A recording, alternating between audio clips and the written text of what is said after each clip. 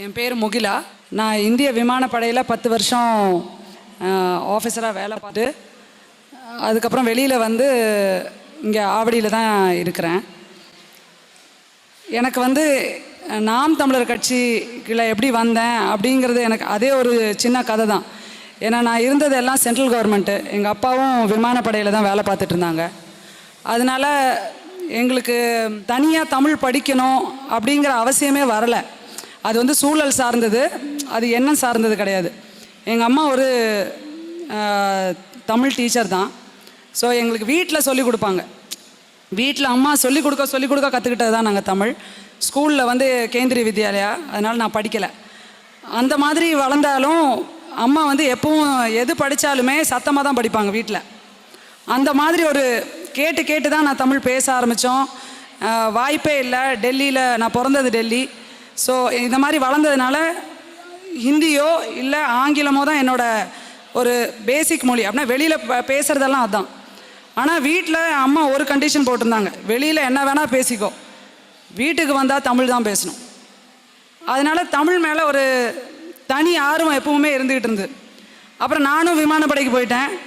அங்கேயும் அகைன் தமிழுக்கான தேவையே வரலை. ஹிந்தி பேசுகிறோம், இங்கிலீஷ் பேசுகிறோம் அப்படின்னே போயிடுச்சு. ஆனால் அதனால நான் இழந்தது என்னங்கிறது என்னை விட பெட்டராக யாரும் சொல்ல முடியாது. ஏன்னா இப்போ வீட்டில் வந்து நிறைய தமிழ் பேசுகிறோம். ஆனால் இப்போ எழுதணும் ஏதோ ஒரு எண்ணம் தோணுது அப்படின்னா தமிழில் தான் தோணும். ஏன்னா இயல்பாக நம்ம அதுதான் நம்மளோட தாய்மொழிங்கன்னா அதுதான் தோணும். ஆனால் அதை எழுதணும்னு நினைக்கும் போது தமிழில் வேகமாக எழுத வராது. அப்போ ரொம்ப அது அந்த வழி என்னால் சொல்ல முடியாது. ஏன்னா நீங்கள் எல்லாருமே வந்து தமிழில் படிச்சிருப்பீங்க. அது வந்து உங்களுக்கு எதை யோசிக்கிறீங்களோ அதை அது மாதிரியே எழுதுவீங்க. ஆனால் என்ன மாதிரி ஒரு தமிழ் படிக்காமல் தமிழ் பேச தெரியும், ஆனால் தமிழ்னு எனக்கு தெரியும், ஆனாலும் என்னால் எழுத முடியாதுங்கிற வழி எனக்கு ரொம்ப புரிஞ்சுது.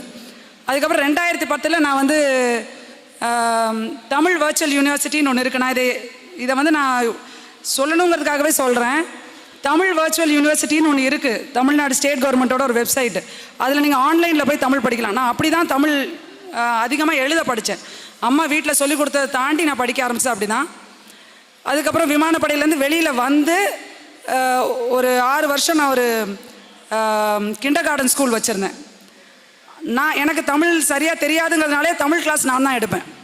ஏன்னா அவங்களுக்கு சொல்லிக் கொடுக்கணும்னா நான் படிக்கணும், அதுக்காக நான் படிக்க ஆரம்பித்தேன். அப்படி தான் நான் எழுத ஆரம்பித்தேன். ஸோ இப்போவும் நான் தப்பு பண்ணுவேன், எனக்கு தெரியும். நான் வந்து நிறைய பேருக்கு அனுப்பும்போது சொல்லுவேன், தமிழ் தப்பாக இருந்தால் எனக்கு சொல்லுங்கள் அப்படின்னு. இந்த மாதிரி சூழ்நிலை இருந்து நாம் தமிழர் கட்சி வந்தது வந்து எனக்கு உண்மையாகவே எனக்கு ஒரு பாக்கியம் தான் சொல்லுவேன். ஏன்னா அங்கே வந்ததுக்கப்புறம் தான் நிறைய விஷயங்கள் வந்து தமிழ் சார்ந்த விஷயங்கள் எனக்கு தானாகவே, இப்போ நம்மளோட வாட்ஸ்அப் ஒரு இது வந்ததுன்னா அதில் நான் படிக்க வேண்டிய அவசியம் வந்தது. அந்த மாதிரி நாம் தமிழர் கட்சி வந்து எங்களை மாதிரி தமிழ் படிக்கணும்னு ஆசை இருந்து வாய்ப்பு இல்லாதவங்களுக்கு அது ஒரு ஊண்டுதலாகவே அமைஞ்சிருக்கு. அதை நான் வந்து உண்மையாக மனமார்ந்து உணர்ந்து சொல்கிறேன். நான் வேட்பாளராக என்னை இங்கே போட்டதுக்கப்புறமா நான் வந்து என்னை சிவிஆர்டி OCF HFோட குவார்ட்டர்ஸ் ஏரியா.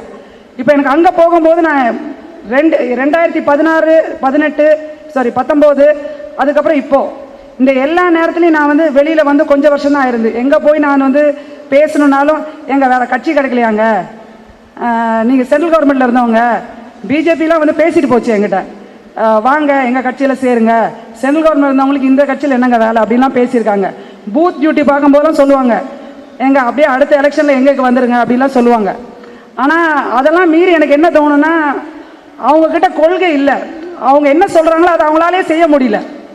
ஆனால் நாம் தமிழர் கட்சியில் அண்ணன் வந்து இன்ன வரைக்கும் நான் கூட்டணி வைக்க மாட்டேன்னா அதை வைக்காமல் நின்று இத்தனை பேரை நிற்க வைக்கிறாங்கன்னா அது அண்ணனால் தான் முடியும். இதுவரை சின்ன கட்சியாக தோத்ததுக்கான முக்கியமான காரணம் அவங்க போய் அவங்க கொள்கையை விட்டு கொடுத்து வெறும் தேர்தலுக்காக இன்னொருத்தரோட கூட்டணி வச்சது தான். அதை என்றைக்குமே அண்ணன் செய்ய மாட்டாங்க, அதை நாங்கள் உறுதியாக நம்புகிறோம். அதனாலே அண்ணன் பின்னாடி நாங்கள் எல்லாரும் நிற்போம். இப்போ நான் கேட்கறதுக்காக போகும்போது எல்லாமே என்னங்க நீங்கள் இல்லையோன்னு நினச்சேன், இந்த வாட்டி விவசாய சின்னம் இல்லையோன்னு நினச்சேன் அப்படின்லாம் சொல்கிறாங்க.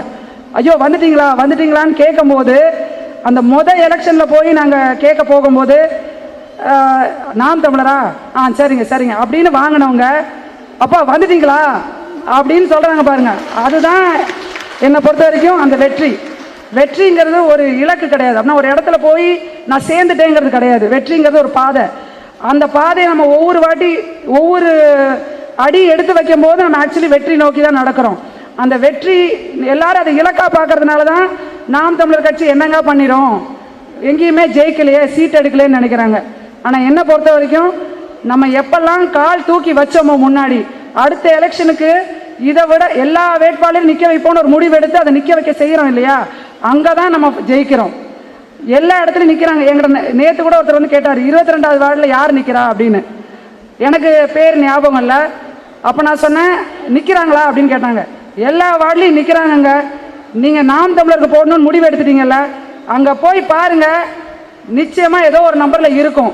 யாருன்னெலாம் யோசிக்க வேணாம், நல்லவங்களாக தான் இருப்பாங்க அப்படின்னு நான் சொன்னேன். அதே மாதிரி எங்கே போய் நின்னாலும் நீங்கள் யார் என்னன்னு யோசிக்கவே தேவையில்ல. நாம் தமிழருக்கு போடணும் அப்படின்னு முடிவெடுத்தவங்ககிட்ட நாம் தமிழர் சின்னம் இருக்குங்க அப்படின்னு சொல்கிற அளவுக்கு நம்ம வந்திருக்கோம் இல்லையா, அதுதான் நம்மளோட வெற்றி. என்னை பேசுறதுக்கு வாய்ப்பளித்ததுக்கு அண்ணனுக்கு ரொம்ப நன்றி. நான் உண்மையாகவே யோசிச்சுட்டு வரல.